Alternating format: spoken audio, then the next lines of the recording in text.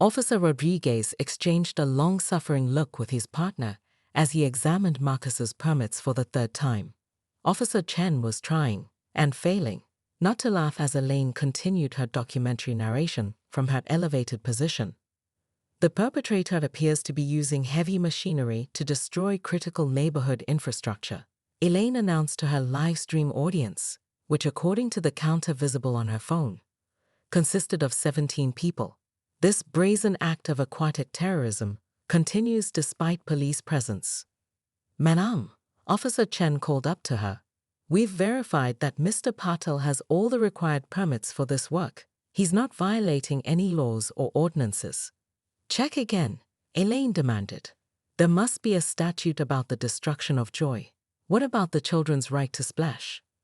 The raccoon family, having retreated to the safety of a nearby oak tree, watched the proceedings with what Marcus could only interpret as amusement.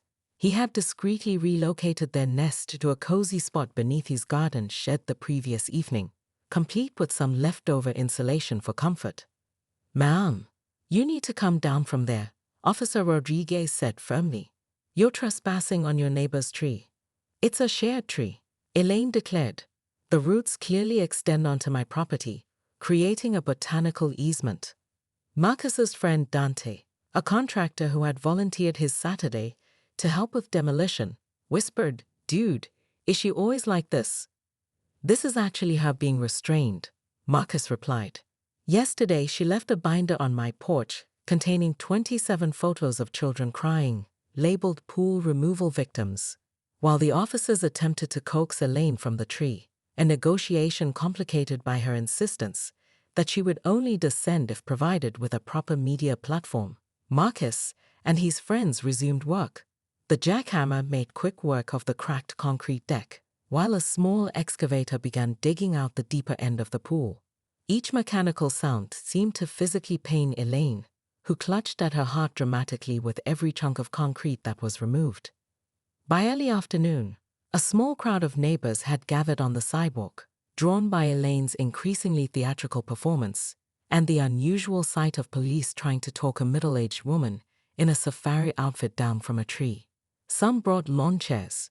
Mrs. Abernathy from 3 houses down arrived with a cooler of lemonade, which she thoughtfully offered to both the work crew and the officers. "Don't accept refreshments from collaborators," Elaine shouted when Officer Chen gratefully took a cup. The situation reached its climax when Elaine's phone, precariously balanced on a branch for optimal filming angles, tumbled into what remained of the pool water. Her cry of anguish was so piercing that several birds took flight from nearby trees, and the raccoon family retreated further into the oak's branches. "My evidence," she wailed. "My documentary footage. This was going to be my submission to the Neighborhood Watch Film Festival."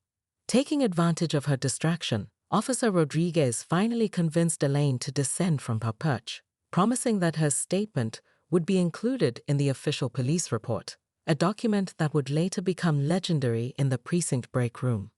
As she was escorted to the sidewalk, Elaine fixed Marcus with a stare so intense it could have cured concrete.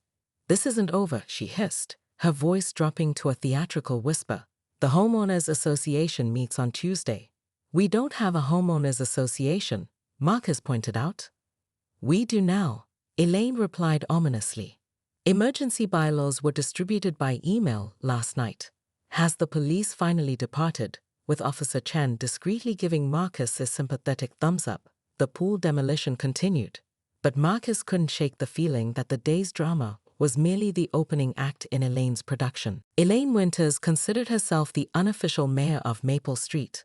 Her position was self-appointed, but executed with the intensity of someone who'd won a hotly contested election. Her house, a 2-story colonial with hunter green shutters that she repainted every spring regardless of need, stood like a fortress of suburban propriety next to Marcus's inherited ranch home. "Young man," she called over the fence 3 days after their initial encounter. Marcus was in the backyard measuring the pool dimensions, trying to calculate fill dirt requirements. "I've prepared some additional materials for your education." Before Marcus could protest, a manila folder thick enough to require its own zip code sailed over the fence, scattering papers across the patchy lawn. He picked up the nearest one, a printed article from 1997 titled Pools, the Liquid Gold of Real Estate. I've highlighted the relevant passages, Elaine called, her perfectly coiffed head appearing above the fence line. She had apparently dragged a stepladder to the property boundary for enhanced surveillance capabilities. Page 17 clearly shows that an in-ground pool increases property values by up to 7%. That article is from the 90s, Marcus pointed out. And it's from Swimming Enthusiast magazine. I'm not sure that's an unbiased source. Elaine's smile didn't waver, but her eyes narrowed to dangerous slits. I've also included a petition that's already been signed by 14 concerned residents. 14? There are only 12 houses on the street. I've expanded to include the emotional stakeholders, she explained, as if this were perfectly reasonable. Mrs. Abernathy's grandchildren visit twice a year and have expressed deep attachment to viewing water features during their stays. Marcus squinted at the petition. Some of the signatures looked suspiciously similar, with identical loops in the cursive. One appeared to be signed John Kennedy, which seemed unlikely given the historical constraints. Elaine, I appreciate your enthusiasm, Marcus said carefully, but I've made my decision. The pool is beyond repair, and I'm going to convert it to a garden space. A garden? Elaine gasped as if he'd suggested installing a toxic waste dump. Gardens attract insects and produce unsightly vegetation. The Hendersons' attempt at growing tomatoes last summer was a visual abomination. What Elaine didn't mention, and what Marcus would learn later from Mrs. Chen at number 37, was that Elaine's obsession with the pool next door had reached pathological levels over the years. She had hosted her garden club meetings on her second-floor sunroom, specifically to show off the water feature view. She had taken to describing her property to potential buyers as having exclusive access to aquatic vistas. One realtor had even called her steering clients to her bathroom window, where through strategically angled mirrors, one could glimpse the corner of Edith's pool. I'm having a small gathering this Sunday, Elaine continued, her voice dropping to what she clearly thought was a conspiratorial whisper, but was actually still audible 3 houses down. The Petersons are considering purchasing the Gallagher property, and I've promised them a comprehensive tour of neighborhood amenities. Your tour can't include my backyard, Marcus said from me. We wouldn't dream of trespassing, Elaine replied with a tight smile. We'll simply admire the aquatic feature from appropriate viewing locations. As if on cue, the raccoon family emerged from their pool den, chittering excitedly at the prospect of Sunday visitors. Elaine's face contorted in horror. Are those vermin in Edith's pristine pool? They're the current residents, Marcus replied. I've named the mother Esther. She's expecting you to bring canapes to your viewing party. Elaine's mouth opened and closed several times without producing sound, a rare moment of speechlessness that Marcus suspected wouldn't last long. She descended from her stepladder with surprising speed for someone in orthopedic sandals and vanished behind the fence. That night, Marcus noticed unusual activity next door, lights on in every room, phone calls being made at high volume, and what appeared to be a war room setup in Elaine's dining room. Visible through the bay window, Operation Pool Salvation had clearly moved to DEFCON1. The invitations to the Maple Street Aquatic Heritage Preservation Summit were printed on expensive cardstock in a blue gradient that subtly mimicked water. Marcus had spent his entire monthly design budget on them, but as he slipped them into neighbors' mailboxes, he knew it was worth every penny. The formal invitation, complete with embossed neighborhood map, gave his hastily devised plan a legitimacy that would appeal to Elaine's sense of propriety. Miguel, resplendent in his rented suit and sporting a fake British accent he insisted added diplomatic gravitas, arrived early to help set up. The raccoons refused the bow ties, Marcus explained, gesturing to where the family had gathered at the edge of the yard, now tieless, but watching with apparent interest. Creative differences. Understandable. Artists must maintain their vision, Miguel replied, staying in character as he arranged chairs in a semicircle facing the large covered easel. Neighbors began arriving precisely at 4 p.m., The time Marcus had calculated would give them enough daylight for the presentation, while ensuring the golden hour lighting would cast the most flattering glow on his architectural renderings. Mrs. Chen arrived first, winking conspiratorially as she took her seat. The Hendersons brought a platter of cookies shaped like fish and a parent peace offering. Even Mrs. Abernathy, with her twin granddaughters in tow, arrived, the children immediately becoming entranced by the raccoon family. At 4:15, with no sign of Elaine, Marcus began to worry his plan would collapse before it started. "She's making a strategic entrance," Miguel whispered. "Classic power move." Sure enough, at 4:23, Elaine appeared wearing what could only be described as nautical business attire, a navy suit with subtle anchor-patterned lapels and a pin shaped like a lifeguard whistle. She had brought 3 binders, a portable speaker that was softly playing ocean wave sounds, and a young man who kept referring to himself as Documentation Counsel. "Before we begin," Elaine announced before even taking her seat, "I would like to register my formal protest that this meeting is occurring without proper neighborhood quorum present." "Actually," Marcus said smoothly, "we have representatives from 9 of the 12 households on Maple Street. That constitutes a 3/4 majority, which according to the..." He paused to consult a folder labeled bylaws that contained nothing but blank paper. "Emergency provisions established last week is sufficient for procedural matters." Elaine's mouth snapped shut, clearly surprised to have her own tactics used against her. Miguel stepped forward, clipboard in hand. "As your independent mediator, I shall now call this summit to order." He tapped a small silver bell that Marcus had borrowed from his grandmother's collection. The presentation went exactly as Marcus had planned. The architectural renderings, created by his co-workers in exchange for Marcus taking their weekend on-call shifts for 3 months, were unveiled with theatrical flourish. As each element was revealed, Marcus watched Elaine's expression shift from militant opposition to reluctant consideration. The koi pond, strategically positioned to be visible from Elaine's second-story window, was the first breakthrough. "The aquatic inhabitants," Marcus explained, "will be named by a neighborhood committee, which Mrs. Winters is uniquely qualified to chair. The Edith Patel Memorial Water Conservation Education Center, essentially a small pavilion with informational placards about sustainable water use, seemed to particularly affect Elaine. Her grandmother's name appearing permanently in the neighborhood was a masterstroke Marcus hadn't anticipated. But it was the final rendering that truly sealed the victory. The small decorative fountain made from salvaged pool tiles, with the bronze plaque bearing Elaine's name as founding curator. The attached QR code would link to a webpage chronicling the transformation vision that Mrs. Winters helped inspire. As cameras flashed, Miguel had indeed arranged for the local paper to cover the event. Marcus watched Elaine's resistance crumble in real time, replaced by a calculation almost visible behind her eyes.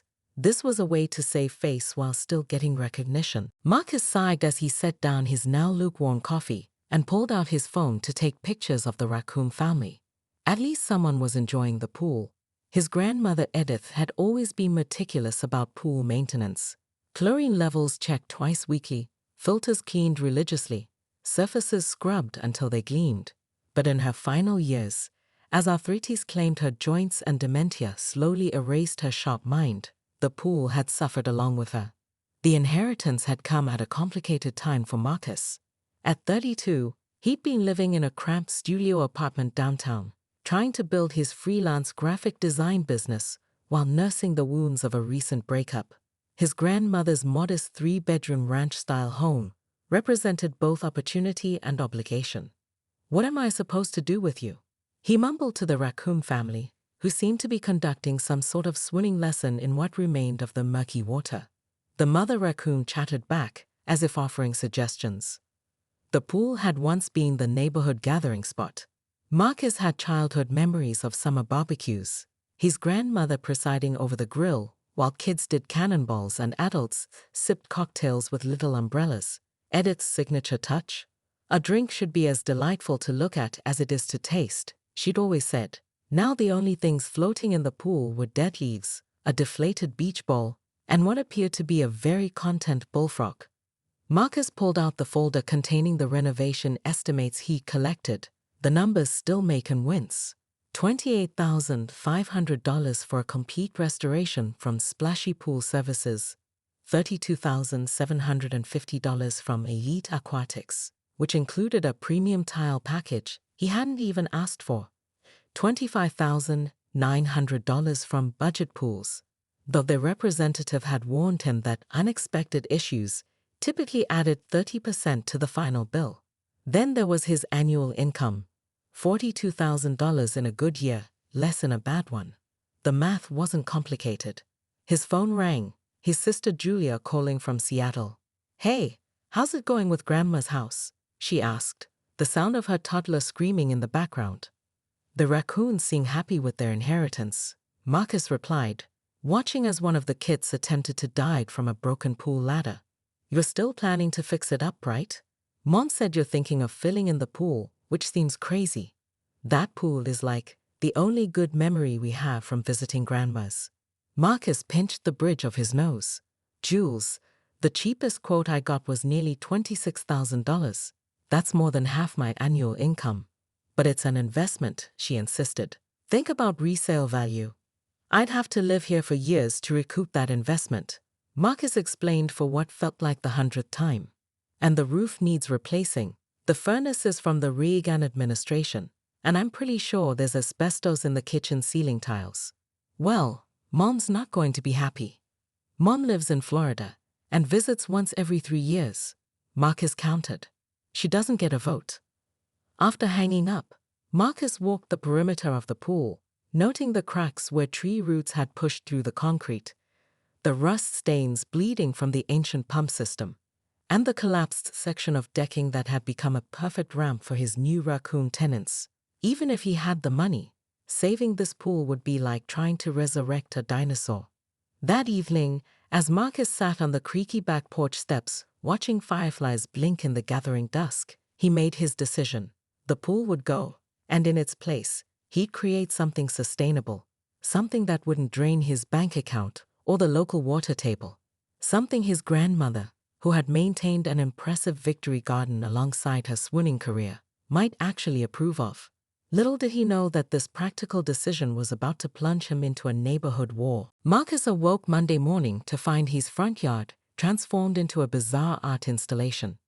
Dozens of blue plastic flamingos, regular pink ones apparently spray-painted to achieve an aquatic theme, had been arranged in the shape of a swimming pool. A hand-painted sign in the center read, "What once was Buoitia shall return." The display was lit by solar garden lights, suggesting it had been installed during the night with disturbing precision. His coffee was interrupted by a call from his boss at the design agency. "Marcus, we've received 17 emails about your anti-water agenda. One of them had 68 attachments, most of which were close-ups of your grandmother's pool in various seasons. Is there something you want to tell me?" "My neighbor has lost her mind," Marcus explained, watching through the window as a car slowed down to photograph the flamingo display. "Well, your neighbor is now threatening to boycott any business that employs known pool destroyers. She's copied the entire Chamber of Commerce. Just handle it, okay?" By midday, Marcus discovered that Elaine had created elaborate social media profiles for Save Our Suburban Seas on 6 different platforms. The profile picture was a crudely photoshopped image of his grandmother's pool with angelic wings and a halo. A GoFundMe campaign titled Legal Defense for Displaced Aquatic Wildlife had somehow raised $340, primarily from people named Winters or accounts created within the past 48 hours.